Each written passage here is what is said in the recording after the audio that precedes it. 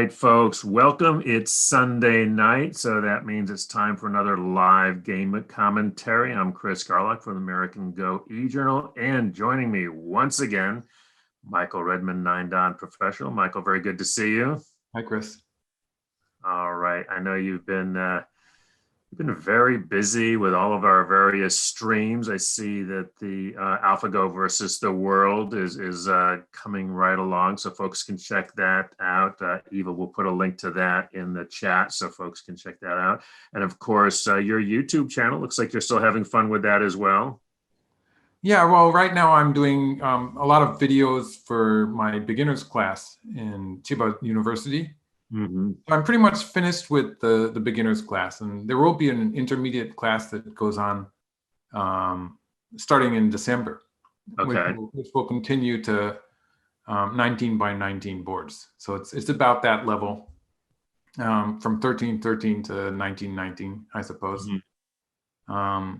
And pretty soon I'll start.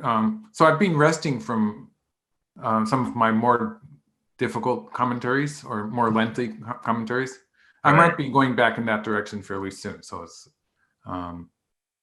more interesting stuff, as I would think. Like, I don't know.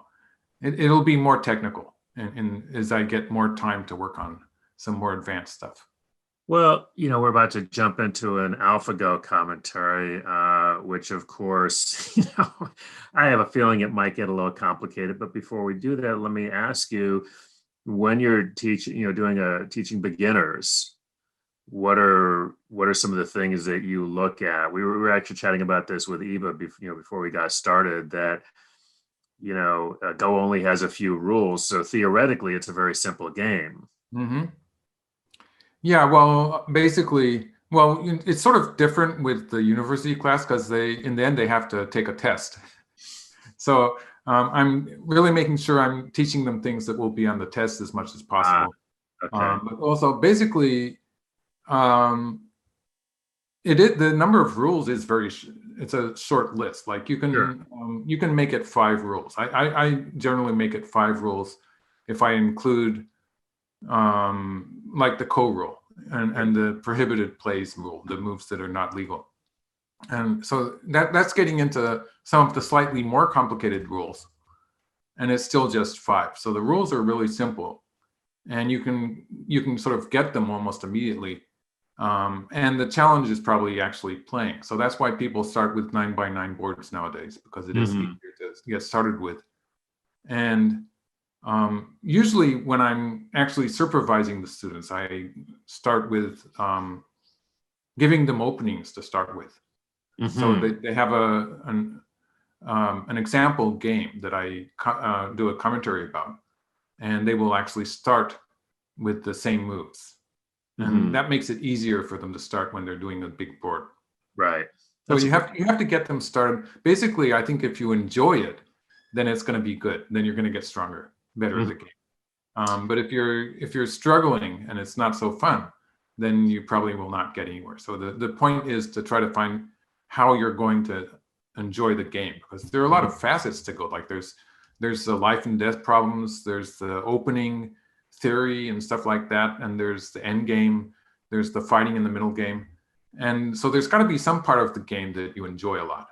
And there will be parts that you find more challenging, so you have to find parts that you like, because you can continue studying whatever you want, and there's still going to be some space for you to improve, so you don't have to focus on so generally as professional players are doing. Yeah, life and death was always one of my favorite things.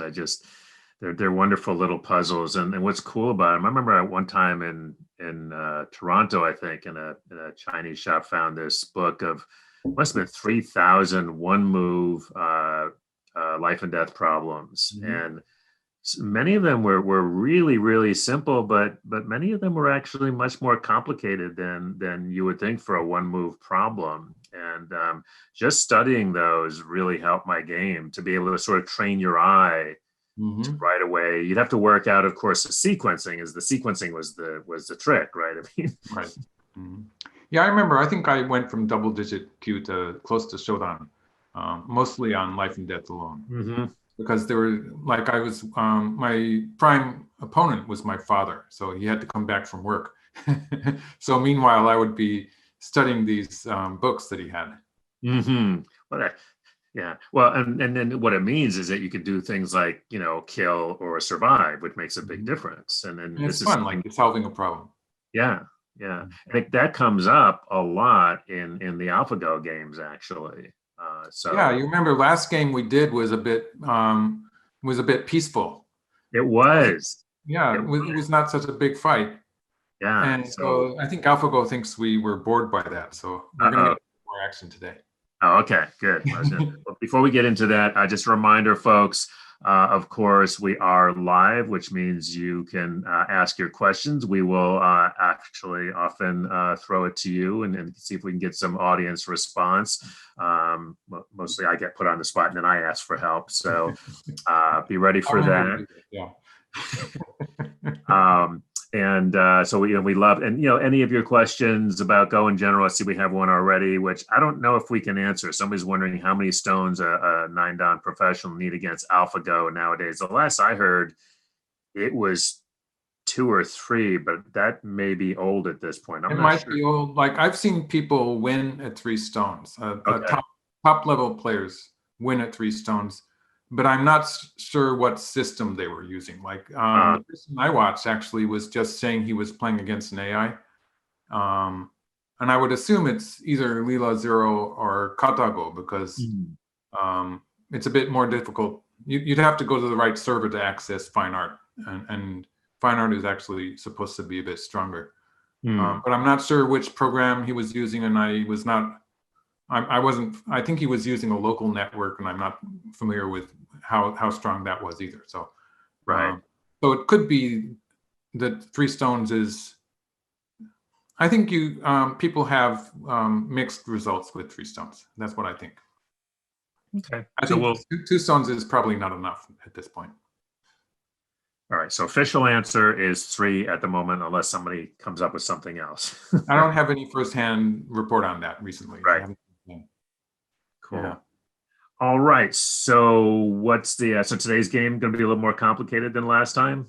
It's going to be exciting. Yeah. All right. He's being a little cagey, folks. He's being a little cagey. Okay. All right. Let's jump into it. So Black's playing 3-4 points. And this is actually an opening that it comes up in professional games a lot now also. Like people who do not like to allow Black to press at the 5-5 point will play something like this or something like this with White, because it's a bit rare to see people play a pincer at this point in recent games. So you see people playing like this a lot. In the game, White plays here, inviting Black to press, but Black doesn't do that. It's really strange. Like at any point you would expect Black to play here. And if this happens, White does have a low position. Like I've seen professional games almost exactly the same opening. This is a pretty common opening in which Black could press at this point or could even press immediately and do something like this. And you can see Black also likes to play the Kosumi here, the diagonal move at 5. I've seen top professionals play this way. In fact, very recently, I think I saw Ichidiki play a game like this. Wow. And so it's not playing that is sort of, it's not in the character that I would expect. Like this is supposed to be a very good move according to all of the Go programs that we have. But Black doesn't play it yet. White plays a pincer. And so in this way, I think that the master version, this is still master, right? It's AlphaGo playing against itself. I think it is a bit different from the most modern programs in its opening, its ideas with the opening, because it is playing some moves that nowadays we would sort of question, and that Black is not playing this pressing move yet. But it plays this one. You remember this from the AlphaGo versus the World Series, where it plays this, and then when White plays here, it's going to press. And the idea is that I think in that game, the human player, let's see if I can remember, I think it was a top Chinese pro. And he played here, and AlphaGo played a pincer, something like this. And it was just this area in the upper side that was the same kind of position. It was just this area I'm talking about where we had the same sequence of moves, and they got into this fight in the upper side of the board. So it's a move that AlphaGo has played before. It's a move that it seems to like, where it's going to induce white to play this move. And this became very popular, actually, after this series. It became very popular in professional play to play this kick in the upper right corner, which by orthodox theory, this is supposed to be bad because it gives white that 3-space extension at B. Yeah. But it plays that, and it sort of works, because if white is going to answer this pressing move underneath, then it is a bit painful. Like if something like this happens, it's a bit painful at this point, where if white plays this way, black is going to get some extra stuff in the corner, at least something like this. So an extra forcing move in the corner. That's a nice sequence, isn't it? It's a very nice sequence where this white move this stone is becoming a bit useless. It's a wasted stone, sort of. Hmm. So to go back to the game, so this is going to be a bit painful for white. I would say white would probably actually extend once more at this point. But it is a lot of stones being used on the upper side. And this move, although it's a fairly good place, white would probably rather to have it somewhere a bit more, like it would be better maybe on the 5th line or something like that. It's not the perfect place. It's a reasonable move, but not as efficient as white would really like. So this is probably very slight lead for black, but white pushes through and cuts. And this just happened because AlphaGo as black allowed white these 2 extra moves in the area before it played this move. Like it had a chance to play it back here. It had a chance to play it at this point, where white's only choice basically would have been to crawl. It would have been safe for black. But it waits to this point, and now it's really dangerous for black to play this, because white's going to push through and cut. If white crawls, it's just going to be a bit painful. So white pushes through and cuts. And with those 2 white stones in the vicinity, I'll mark them again just to make sure you know what I'm talking about. It is a very dangerous fight for black. It looks pretty dangerous. And I would sort of hesitate to get into this fight. But AlphaGo, in this series of games, AlphaGo versus AlphaGo, it got into this variation twice. And it hasn't happened yet. It's going to be in one of the extra games that were given to Weiqi TV for their internet. There was this internet program in China where they broadcast 5 extra games. So that's going to be in the one of the extra 5 games. I forget which one. It's going to be a very similar sequence, at least. Maybe even the same opening. I'm just trying to remember, but I think it's maybe even the same opening. So, and this is the basic pattern here, where both players have extended from the crosscut. The basic pattern when this actually happens. It's this pattern here in the upper left corner has been around for centuries. It's really fun to talk about Go because the history goes back so far. Yeah. This was back 300-400 years ago. They were playing this sometimes. And usually it's an overplay for white. Even if white has the pincer here, it's usually going to be okay for black. But with 2 stones here, it's not very clear. And so they have all these variations that they were playing.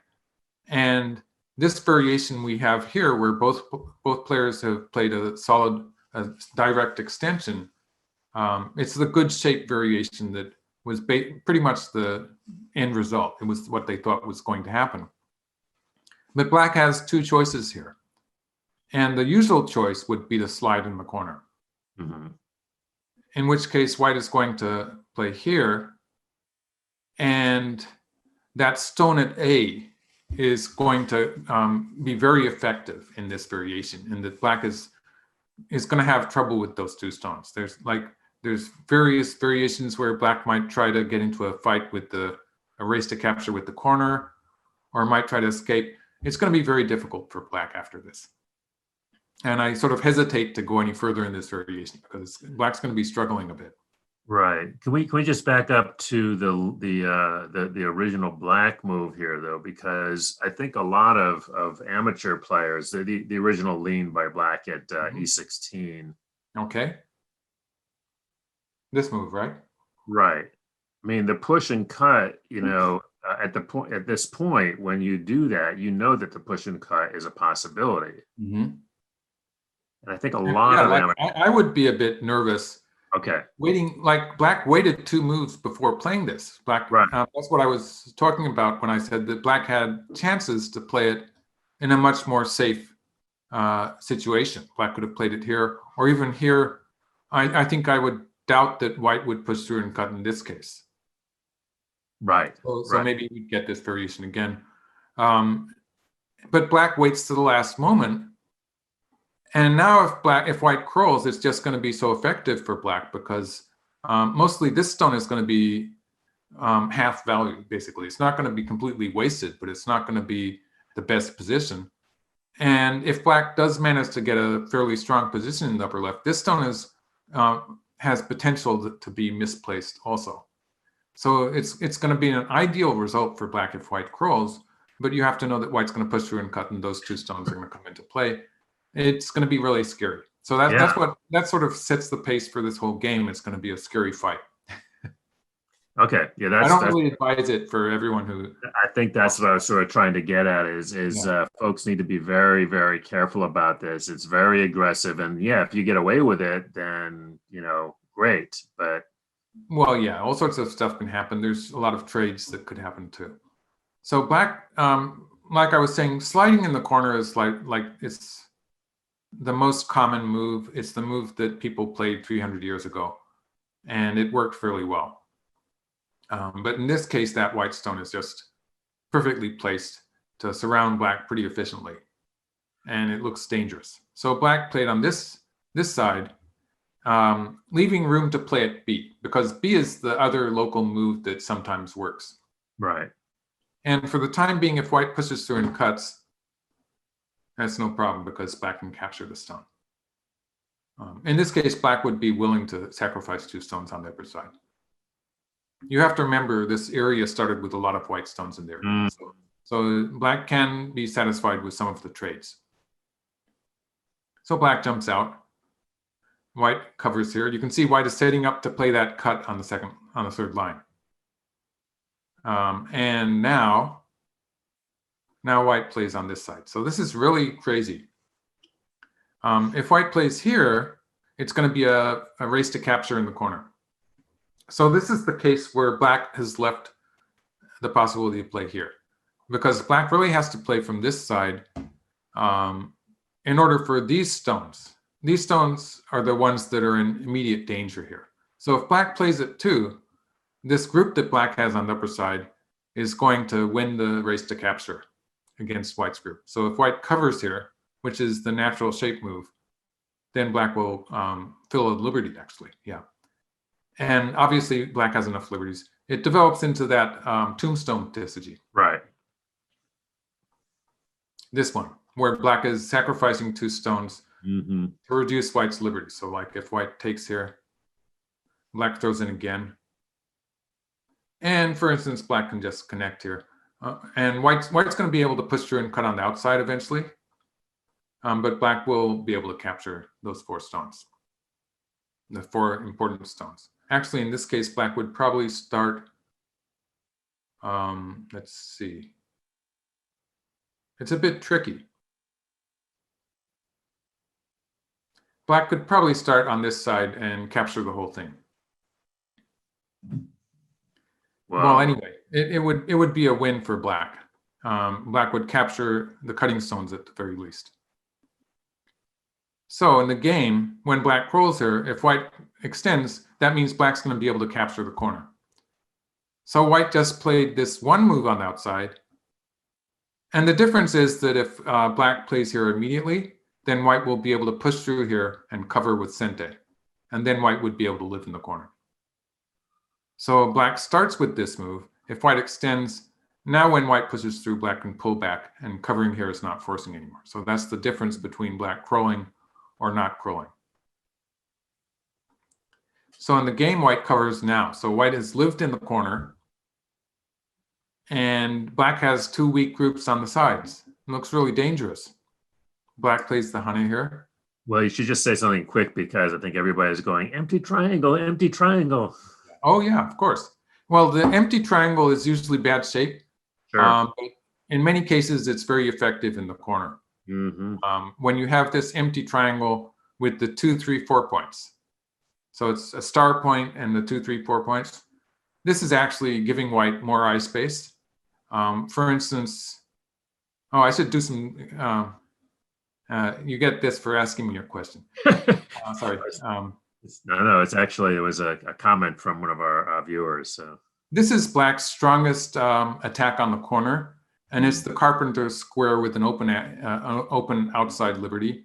right. It means that the best black can get is a ko, and the ko is going to be a ko where white has an advantage in races to capture on the outside. So it's a ko that black will not be able to do in the near future. And basically, white will have so many liberties in the corner that one of the outside black groups is going to die before it really becomes an issue. And so this is one example. The other example is the game where black played here and white got two eyes.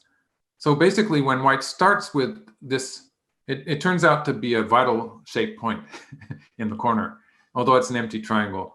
There's no way for black to effectively attack this group. So I was showing the worst scenario for white when it was the carpenter's square, which is actually the reason the carpenter's square is so notoriously difficult is because it's difficult to kill it. It's right. Because it has a lot of resources. So that's pretty good for white. Whereas if we do what looks like the shape move would be this one. And this is actually just dead. It's simply dead. There's not enough room to live. So there's the difference between the shape move here, which is usually good in general, I would say. It's no good in this corner. It's a dead shape. And so you see even fairly advanced players make this mistake because they know that jumping is the better shape. They know that an empty triangle is bad. I have died with that shape move and been very annoyed because I knew it was a shape move and I don't understand how this happened. Shape in life and death. A lot of the time they match, but sometimes they're different. Thanks for clearing that up. All right, good question, folks. Good question. Keep them coming. Keep them coming. This is your show, so we like to hear those. All right, moving on. Black played here. Actually, I think the other game that I was talking about, it might have been, at least in the upper left corner, it was the same sequence, I think, up to this point.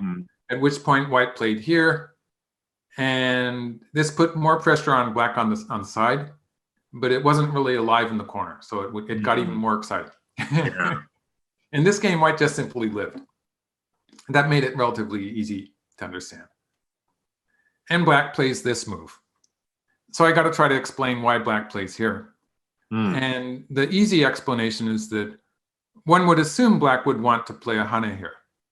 This is the natural shape move where black is moving out to the center. When white answers that, black has to deal with the cut somehow. So black's going to play something like this. This would be a very natural shape, good shape. Like if you have good shape, this is what springs to mind. But the problem is that with the reinforcement at B, white's going to be able to cover black here at C.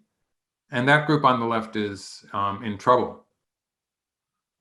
It's not alive. Nope. When it's not alive, it's going to die, actually. So that's bad. And that stone at B is making a big difference there. Like, for the time being in this position, white cannot actually do that because white would fall apart on the outside. So there's a real difference there. So black starts with this. For the time being, white cannot kill black on the left side. And the fact that, like, if white does something really slow like this, maybe black's going to play here. That's one extra move on the upper side. That one extra move could make the difference. Like black is making a trade like this is something conceivable, conceivable strategy for black, provided that black gets a lot of profit on the upper side. So it all depends on, and of course, in this position, having a stone at the mark point here at h15, that wouldn't be very useful, right? It's better to have those 3 stones on the upper side. So black's heating up the fight on the upper side, basically. And when white plays here, now black plays here, it means that that exchange there is going to make the upper side that much more important that maybe white's not going to have time. For instance, if white plays here, I think black's actually going to cut here. One of the things I wish I could ask AlphaGo, actually. But I think cut here. I was just looking at that. That kind of works, right? It's going to be really exciting. Like, you could say it works. It's going to be very exciting. In which, in this variation, black's, for the time being, is just dead on the left side. But the upper side is probably more important. Like, it's not as if this is going to be a decisive victory for black, but I think the upper side is going to be more important. And the fact that if black gets stones somewhere in the center, like in these mark points, then that's going to change again what white will have to respond to these moves on the left side, because they will change what happens on the left too. So black has potential to have a strong advantage in this fight in the center of the board. So black seems awfully busy, but I guess that's only natural since black ignored. Well, if you just look at the other parts of the board, black has, in this corner, black has an extra stone. It's 3 black stones with 2 white stones. Black has 2 stones here. So that's 3 black stones with only 1 white stone. So black has 2 extra stones that are not participating in this fight. So black is outnumbered on the upper side. Because obviously this move that white played in regard to the upper right corner, it's very active in this fight that's happening in the upper left. So white has 2 extra stones in the upper left that are participating in this fight. And the other white stones, like these stones, they're participating more than the rest of the black stones on the other side of the board. So actually, it's more than 2 extra stones that white has there. And so locally, it's really tough for black. But the other side of that coin is the fact that if black gets a reasonable trade, then maybe black can afford to sacrifice something. Like in this case, black is, in this variation that I was just talking about, black is offering to sacrifice the left side to get an advantage on the upper side. And it's not as though, yeah. Well, no, I think it's a useful thing, especially for beginners or perhaps acute or low down players, is to be there's a tendency to be very attached to all your stones, and this is a good example of black is constantly sort of offering. Do you want those? What are you willing to pay for them? And it's trying to make those calculations, right? Right. Well, the point is, AlphaGo actually probably knows in a way. It actually knows that it's going to be close enough or even. Right. With a human player, even if it's me, to a certain extent, I'm relying on my judgment, but to a certain extent, I'm guessing too. So I don't know for sure. So you don't have to get upset about the fact that you don't really know who's going to profit more, because just about everyone is guessing to a certain extent. So like you make those. Just choose the fight that you feel more comfortable with. Like if you feel that you won't save everything, you just decide which group to sacrifice. And sometimes you are pleasantly surprised that it works. So white, so it's interesting that white doesn't play this move, but plays a more direct threat against the left side. So in this case, it would be just that much more a better shape when white captures the left side. So this would be the ideal 2 moves. So this means that this would be that much better for white when compared to, for instance,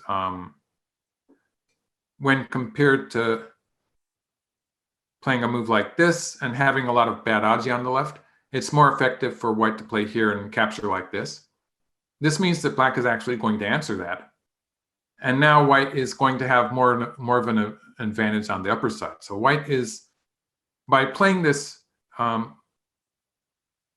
strongly forcing move on the left, which is actually helping black escape on the left side, white is increasing white's strength in center so that white can play more forcefully on the upper side. So you can see that just because of this, I'll mark this exchange, just because of this exchange that black played before playing, continuing out into the center, just because of that one exchange, it changed the attitude that the players had towards the upper side. The upper side became more valuable. And I know I'm talking about a computer program, but they don't care so much about the left side at this point. It's probably not correct for me to be giving it emotions like that, but it doesn't care about the left side as much as the upper side in this position. So white played that push in order to be able to play here. And it's going to be really painful for black if black has to allow white to capture that one stone. So without that exchange, white would be worried about black doing something like this and capturing those white stones in the center in a net-like shape. It would be a bit dangerous for white. So that's white pushing here, and then white plays here.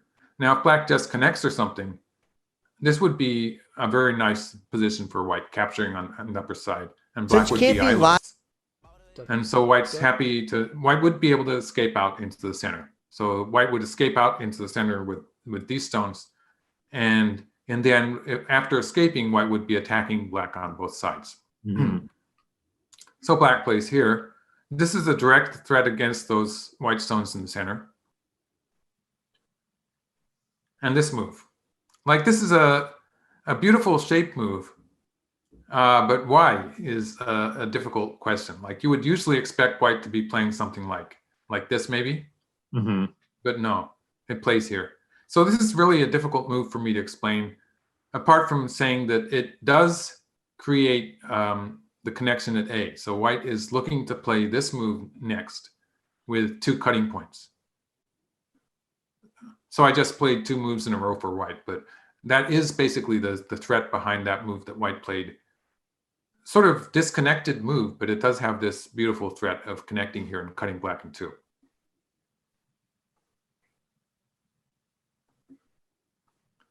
So black, yeah. So they're jumping around all over the place. Black is going to try to sacrifice these 2 stones and get some extra forcing moves.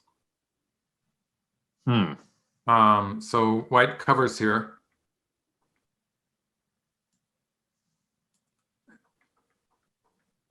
And yeah, well, they're not playing into each other's strategies. So basically, to sort of demonstrate the general idea for black, I would say I would give you this variation, where black is, this is actually a move that did come out in the variations as I was studying this game. Something like this, for instance, where black is getting forcing moves on the outside and a stronger position in the center.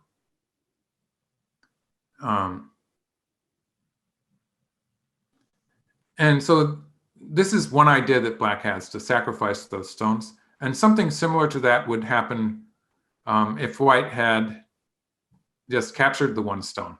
Then black would be cutting here anyway. And again, it would be the idea of something like this, where black has the squeeze and a stronger position in the center. And white connecting here is no longer going to be an issue, because black has these forcing moves on the side. So black is trying to sacrifice some stones on the upper side to get an advantage in the fight in the center. Just all these forcing moves on the top. And so usually white would try to capture those stones, but this move is actually refusing to go into that pattern. And so the reason it's so confusing, or at least it was confusing to me at the start, is that they're not, the story is very sort of crooked and difficult to follow because they're not playing according to what the opponent is trying to do. They're both playing the more difficult variations. Yeah, I'm having a tough time following the flow here. I mean, it's just it is when white plays here, it's already a bit. When white plays this move, it's already a bit surprising, but you can sort of understand why it's looking at A, and that leads to all this stuff. But it's not so direct. It's just sort of very. Oh yeah, I forgot to tell you about A. Katawa wanted to play at A with this move. And I sort of agree, because if black plays A here, and white will play here, then this establishes a forcing move at the first line. And just remember that, because this move is going to have to do with black living on the left side. We'll save that for later. Okay. Yeah, but the point is that later in the game, this move ceased to be a forcing move. So I found it really interesting that Katago at this point was suggesting black should play at A now. It's like it's not the kind of move that jumps to mind, you might say. It doesn't really come that easy because it's on the first line. It doesn't seem to be in the middle of the fight. So yeah, white did not want to give that squeeze to black. If black gets to squeeze from the center, that's just going to make the fight on the outside that much easier for black. So white curls once and connects, and is going to save those 2 stones by curling on the second line. And now white gets to close black off in the center. So now the upper side, the black group on the upper side is in trouble. Yeah. I'm just trying. I see like one eye. Black has one eye, and with this move, black can now make 2 eyes. With one more move, that is. Yeah. Black would have liked to play on the outside, but this would just be white pushing through here, and black has no response to that. Black has only 2 liberties left, and white has something like 4 liberties on either side. So this would just be a complete crash for black. So black plays here, and now at any point black can play here to make play this one to make 2 eyes. I could have given you that as a problem, but it's probably too easy. It's a nice little problem, actually. So white has captured 3 black stones in the center. In this variation, just living at A is not going to be good enough. Like it would be, black would be attacked on all sides on the outside. Like if black plays here, white could play maybe just this way. And black is still weak on the left side and weak on the upper side. It's just bad all over. So black doesn't really have time to live at A, and starts with this. And this is going to be a fight where the difference is going to be the difference of 1 liberty. Like for instance, if white cuts here, it's actually pretty close, but black's going to get out. In this case, black's going to get out. White only has 4 liberties on the upper side, so black's actually winning the race to capture already. So that's not a problem. So white covers here. Connecting on the first line is usually a bit painful. So white's dead too. White's dead for the time being. So provisionally dead. Yeah, provisionally dead. Everything's dead, but you know, it has to be one or the other. So I really love this move. Usually white would be trying to make an eye either here or here. And in this fight, white will wedge here and win the semi-eye. Let's leave that for the next time. But I really love the fact that white started with this. And black has to be careful because if black allows white to play, if somehow white can make this a forcing move, then that will change everything. So black has to pull back here. And this exchange, in a few dozen moves, it's going to make a big difference on the right side. It doesn't have anything to, it hasn't changed anything on the upper side. But this little forcing move here that white played, it's going to change what happens on the right side in the future. So I really like that exchange that white played. And then white plays here. So this is the position where it's hard to see what is alive and what is dead because they're all dead locally. So if black plays here, now this is where white's going to, yeah, if black plays here, this is where white is going to win the race to capture by playing here. This is just going to very, very quickly fill black's liberties. Like, where does black play? Maybe black plays from underneath here. No, yes, that's sort of the obvious play, right? And, you know, white too was hard to see because it seemed to be giving black eye space. But with that stone that white had on the first line here, you can see that white can kill black. And the fact that black had to capture that stone, it filled all of this space. Like all of those liberties were filled because of black capturing that one white stone. And it's going to be very easy for white to win the race to capture. Black has only 3 liberties left. White has 1, 2, 3, 4, 5 liberties. So white's winning by 2 moves. I counted that with white giving up the 2 stones. So that's 1, 2, 3. 1 move at 15, 2, 3, 4, 5. So white's winning by 2 moves. Right. Too bad the wedge at F13 isn't working. The wedge at F13, it comes up in the game later, but it's answered on this side. Yeah. Of course. So yeah. If white was silly enough, oh, actually, that was the game variation. If white was silly enough to play here, then it would be really nice for black, obviously. Yeah. But that doesn't happen.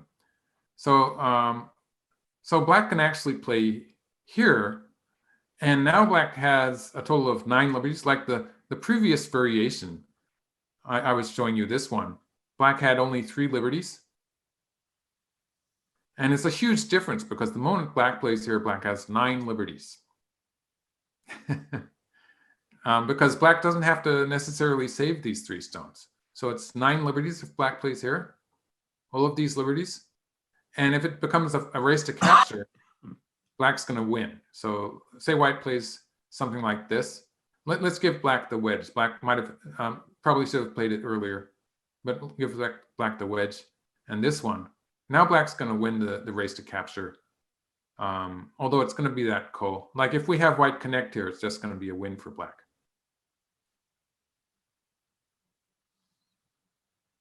And black wins by 1 move. So in actual practice, it's going to be a ko at 14, but that's going to be a ko where black has a lot of extra liberties.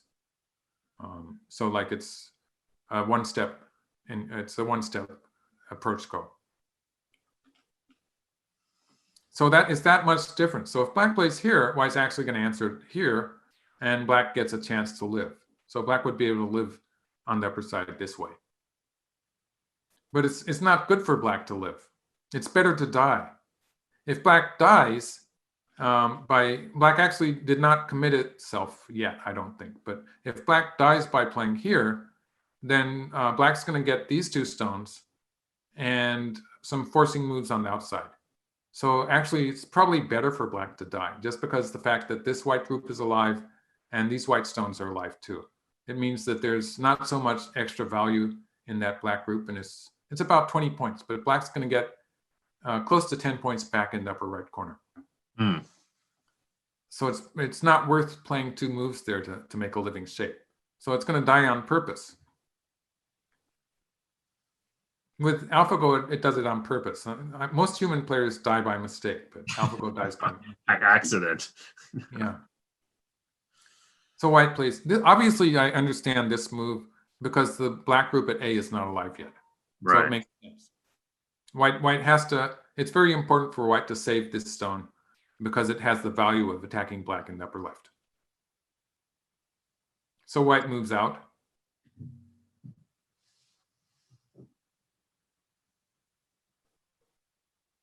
And black is just leaving that group, but it's not really alive. Wait. Go back to that white move there, the D10 move. The D10 move, okay. That's a actually a very interesting move. White cannot, for one thing, the obviously bad move is this one. Where does black play if white plays here? Well, no, I mean, yeah, of course. Of course, yeah, because black plays here, right? And this encloses white. The move that you would intuitively play probably would be this move. But the point is that when stuff like this happens, it's actually better to have that stone at D10. And the point is that in the game, even though white plays here, it's not good for black to play here. Like you would think that black would want to play here to be a kind of a peeping shape. That's just going to kill the black group. So in any case, black is going to play here. It means white's going to get better shape when white plays here. And if white cuts on the second line next, then white is actually going to get 2 eyes. Wow. Or something close to 2 eyes. So it's actually better to have that stone at D10. And just about everyone would want to connect on the third line. Yeah, so that was a good question. I forgot to talk about that. Yeah. But it seems so natural to connect on the third line. Yeah. That's The point is that that extending here would actually be a bad move for black. So white can afford to sort of invite black to do that. Oh, there's a question.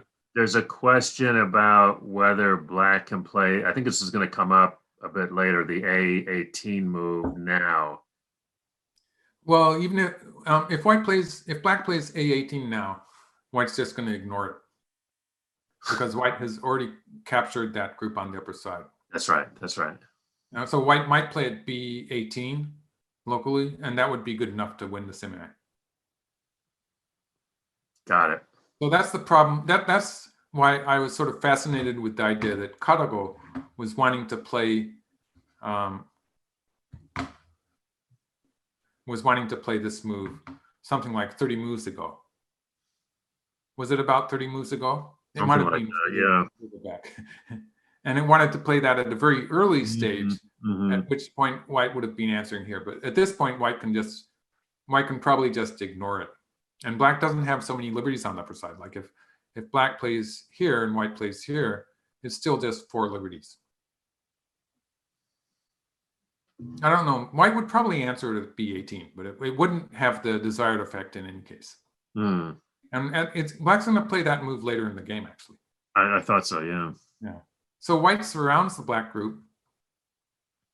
And black is not really alive, but black does have this forcing move on the first line here. So if black gets to play that, and black has this forcing move here. So if we assume both of those forcing moves, it will be alive. Let's see. So how could white doesn't actually have a way to kill it then. Because if white plays here and here, black would still have enough room to live.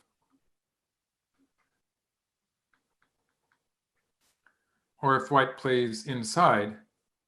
Now, if white had a stronger position on the outside, white would be able to play moves like this or something like that. But if white avoids that and plays here, this is just going to be at the best of Seki. So black can actually live. But there is a difference in the territory and stuff that black is going to get, because if white plays here, black is going to answer that with this move. And it's not going to be, it could be a Seki, so it's not very much black territory. Whereas if black had had the opportunity to play this exchange, if black had had the opportunity to play this exchange earlier in the game, then this would have been something like 5 points. So it would have been a noticeable difference in the size of black's territory. And there's also the fact that when white does this,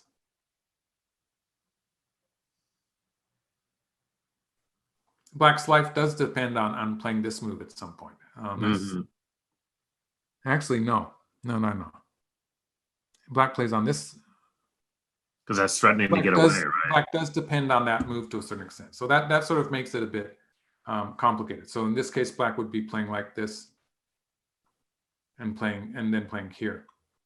So black would be alive, but white does have that option of capturing this stone. So basically, this move is going to be forcing against black on the side. So that's a pretty important difference that would not be existent if black had managed to play this move, get this move in.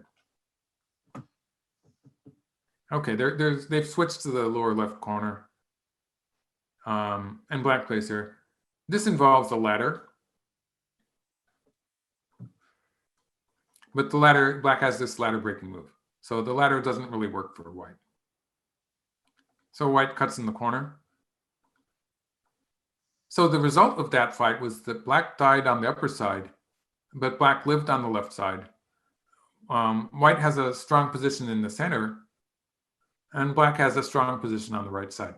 Because basically these stones are probably going to drop If white tries to save those stones, it would make a difference to the race to capture. It would be a bit dangerous for white. It would be a ko there. So if these two stones drop, that means that black's group here is going to be very strong. It means that black has a strong position in general on the right side of the board.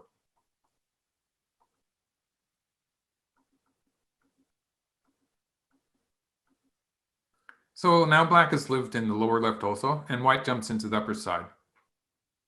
And they're back to a calmer game, I guess, for the time being. This was to stop black from playing at A. Like if black plays here at some point,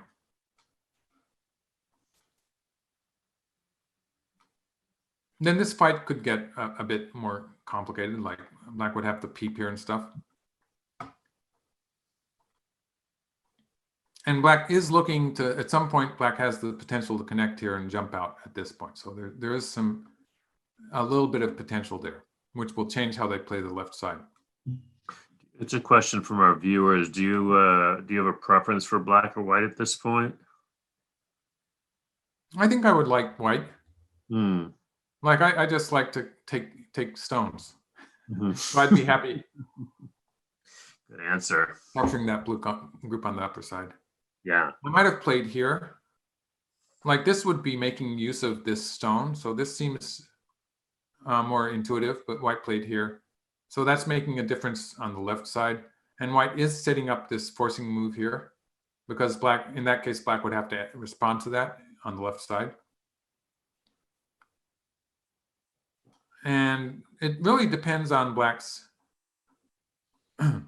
So black is alive. A and B or Miai. Yeah.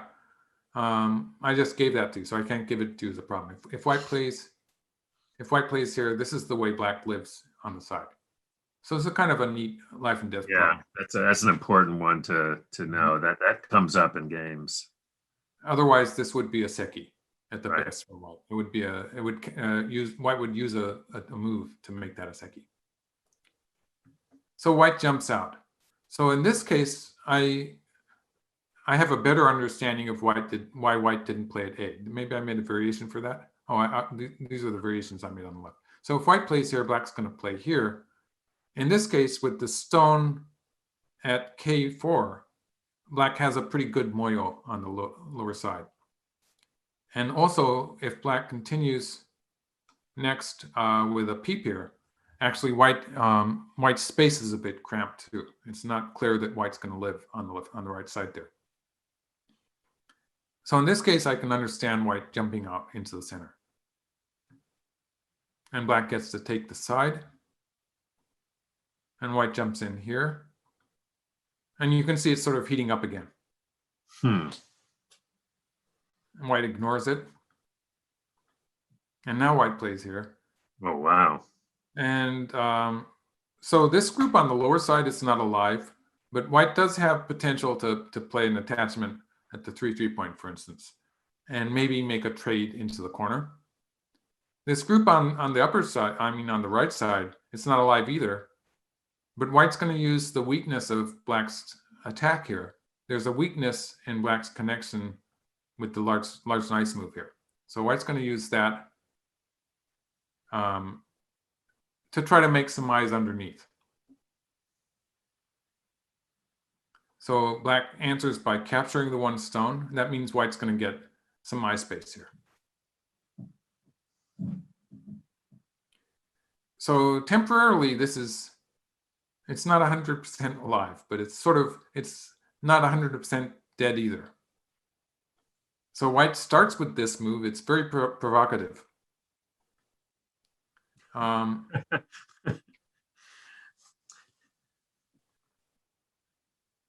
It's really hard to tell you what's going on here, except that black really wants to see whether white's going to answer this Atari here.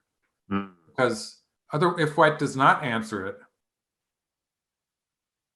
white does have, actually white would not play that Atari yet.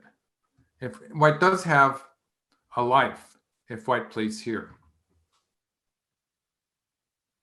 In which case, if black plays here, white can play here and have two eyes. That would be a relatively easy two eyes. Or if black plays here, white will have two eyes with this move. So white actually has a life. Black wants to see if white's going to answer that, because if white answers it, then now it's just it's easier for black to go ahead and kill it. Like white played first and it's still dead. So that's a one move difference. So that's why black is eager to play the Atari. I would have played it one move earlier. I would have played it with this move. And I think it would have maybe led to a kind of a trade like this, where white gets the whole corner, but black's going to kill white on the right side. And maybe AlphaGo calculated that and didn't like it.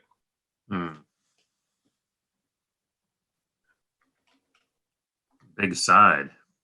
Yeah, so curling here is actually, as far as territory is concerned, it's a pretty important move. But white does not really have the time to connect at A. So black wants to do that and is actually not going to answer white here on the lower side. Usually you would expect black to be playing something like this. Right. But I guess the meaning here is that white would just have that it would be relatively easy for white to escape or have a living shape.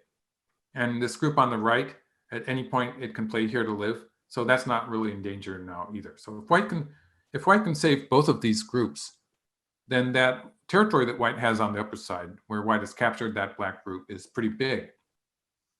And white has a lead in territory. At this point in the game, if white can erase the right side like this and live both on the right side and the lower side, white is going to win by territory. Like in the process of getting into this fight, white, you might remember white played this move too, which is a pretty important territorial move. So white has taken all the territory points and is just trying to erase everything. If white can succeed in that, white's going to have enough territory. Yeah, black's not really getting that much back, right? So black is trying to mix things up by, first of all, black used this stone to strengthen the black group on the right side. And like I was telling you, white doesn't really have time to connect on the second line here. And now black's going to try a more forceful attack against white on the lower side. So black curls first to take away the eye space. And in this game where black has a lot of dead stones, a ko is going to be good for black. Like that's the advantage when you have a dead group. Sure. You can use it as ko threats. So black has these ko threats on the upper side, for instance, and in the upper left corner. It means that black has an advantage in the ko. In fact, black could even use ko threats attacking white here on the right side. This white group is sort of hanging with the potential life here and a potential connection up to the center. So white's depending on that. It means black's going to have ko threats against that white group also. So black's just going to ignore the fact that there's that ko in the corner for the time being. Trying to set up a very forceful attack here, taking white's eyes away again. All these moves on the second line. It's sort of desperate attack for black. Yeah.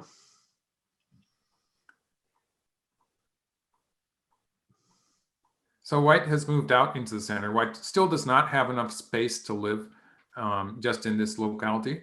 So white does have to escape out into the center. And black peeps here. At this point,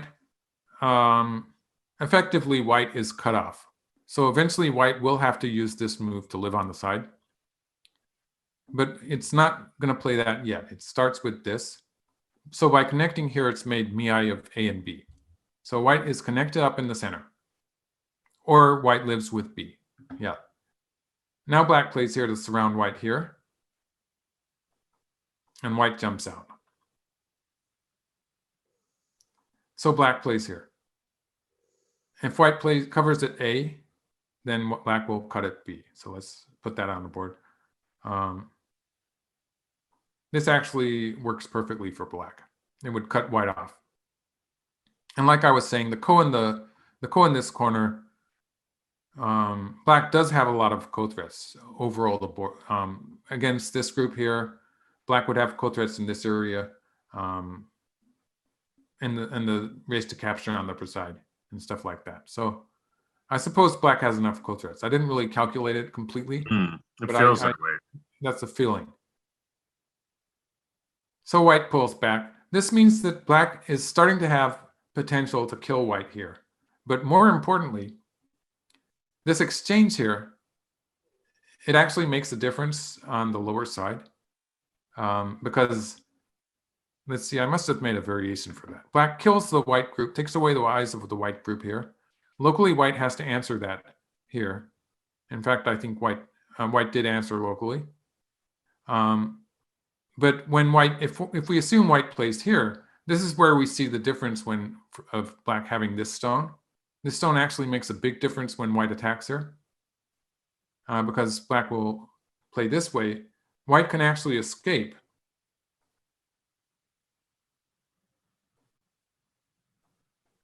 But it's not going to be good for white because black can live on the lower side anyway.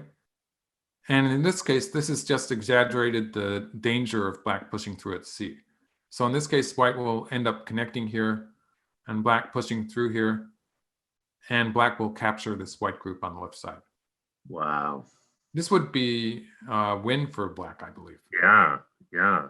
I've been a little worried about that white group on the side for a while now. It seemed like, that. Yeah. Black was trying to get at it, yes. Yeah. It seems like black was sort of thrashing around, but actually he had a plan. He had, well, yeah, I guess so. Yeah. Some people say that computers don't have plans, but yeah, I agree with you.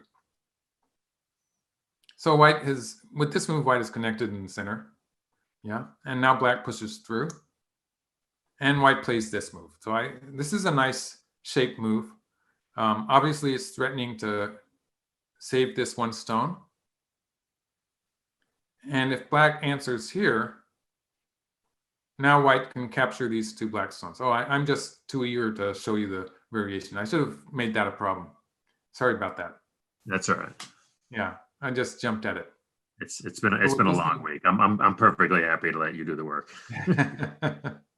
This is the nice shape move that captures those two marked black stones. It kind of, I would have found my way there, but it kind of has a good feeling for white there. Black is once again a little too busy, right?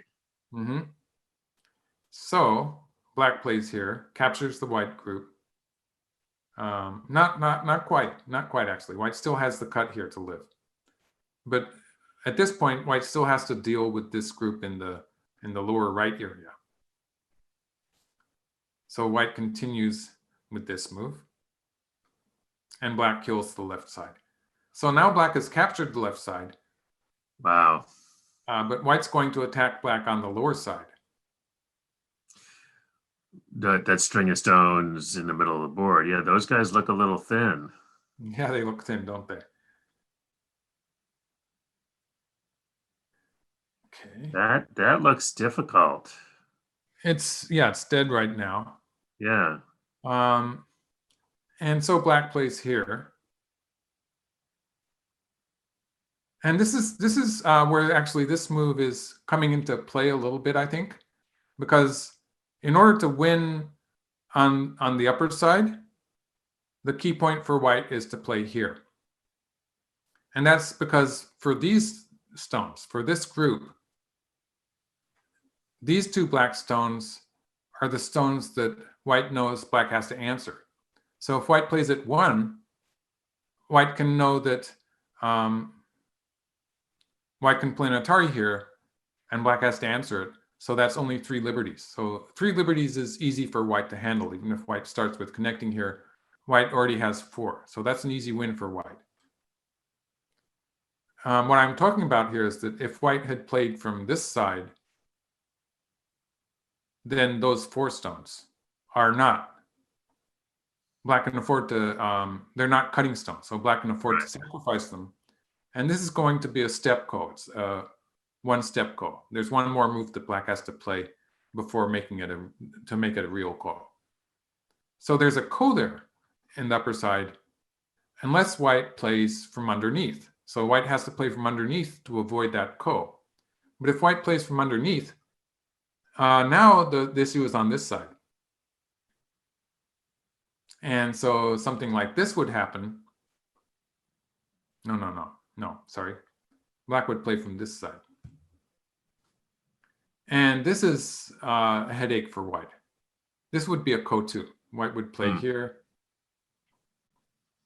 And so in this case, it was these two stones that black would sacrifice and start a fight on the left. So there was still that issue in the corner. So in this case, it's going to be this ko.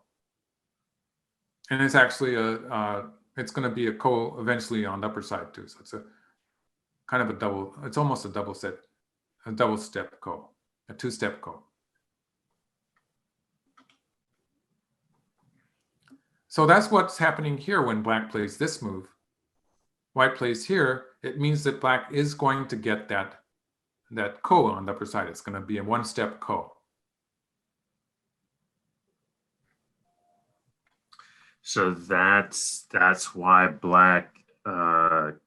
So that's how this move was. It is participating in that fight on the upper side. Like without that black stone there, it would have been perfectly easy for white to play here and win the semi. Okay. But the fact that white is not 100% alive in the corner is what makes it possible for black to do this and make a ko. So that was still actually, there were some complications there waiting to happen. And the tricky part about it is that they didn't happen. You would expect black to continue, right? But at this point, black connects here. I would. This is a huge move. And it's threatening to start something. But white just finishes off the upper side. So that's goodbye to that step ko. And black is going to get to save half of the group.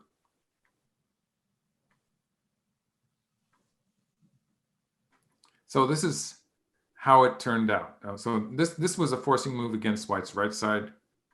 And black has saved some of the stones. And it's going to be a race to capture here on the lower side. But that's not going to be a problem for white. And we're into an endgame. All of a sudden. So endgame breaks out. Yeah, so black lost this group in the beginning. And then was chasing these two white groups. And so black lost this group. And in return, black just got this. And it's going to be a half-point difference. Jeez. You all had that read out at home, right? So let's just finish. Aye. And the end game is fairly straightforward. I think part of the calculation here is the fact that all of these dead black groups, they are white is forced to take them off the board. Right. Because, yeah, like they're all races to capture. And so this is a fairly straightforward endgame. It looks correct to me, to the best of my knowledge. Folks are laughing because endgame is not is anything but straightforward. We can lose 20 points in endgame if we're not paying attention. True. Yeah. Wow. Well, for pro, losing something like 2 points is a disaster sometimes. Oh, of course, Yeah. absolutely. Yeah. I have a game I could show you that I lost 2 points in. Okay. Oh, geez. Lost by 1.5 points. Oh, Yeah. This is why you remember it, isn't it? Yeah, that's why you remember it. Actually, I have more than one game where that happened. Oh. So that's the end of this game. It was a very exciting game. And I think it's basically, although white did win the game, I think it's an example of how it's okay to lose groups sometimes. Yes. And yes. I think it's valid. I can validly say that in this game, black did sacrifice them instead of accidentally losing them. Right. And was getting something back. Like in the first fight, black was getting a good position on the right half of the board.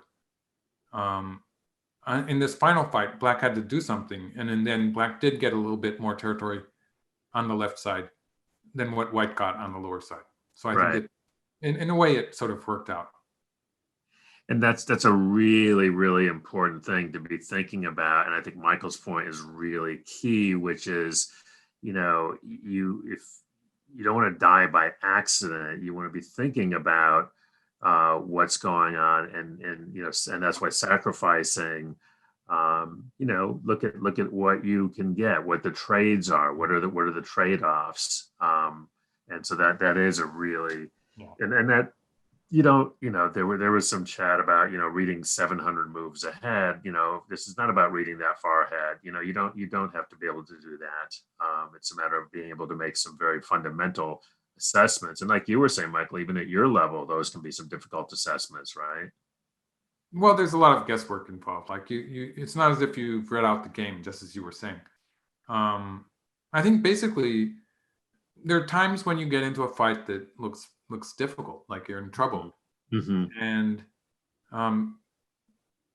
unless you've made some mistake, which is of course possible, Sure. maybe you're in trouble locally because you have more stones elsewhere on the board and you're just outnumbered, which is the case in this game. And so if you have the idea, at least, that maybe you can sacrifice something or make a kind of a trade, then that makes a difficult fight a lot easier. It makes it less painful to Right. find the correct moves. Right. That's a very valuable lesson. Really, really important. And also the other thing that I like about this game is that it shows what we were talking about at the beginning when we were talking about, you were talking about teaching beginners, which is, life and death is really an important thing. I mean, it came up how many times in this game, right? And it's life and death, and it's also, is it Seki or is it a Stepco? So all of these things, they're not insignificant things to know. Right. The more you do them as problems, the more you will see them in the games, because Absolutely. they're actually happening in your games all the time. And sometimes you just don't see them. Well, I was going to say you should always be looking for those. And I know that when I was studying the life and death, as I got better at them, you start seeing, oh, geez, that oftentimes, especially with some of the more clever problems, the answer is actually a sacrifice, sacrifice and then throw in. So they're very deep. Well, great game and great commentary. A couple of things. We are off next week because Michael has a game.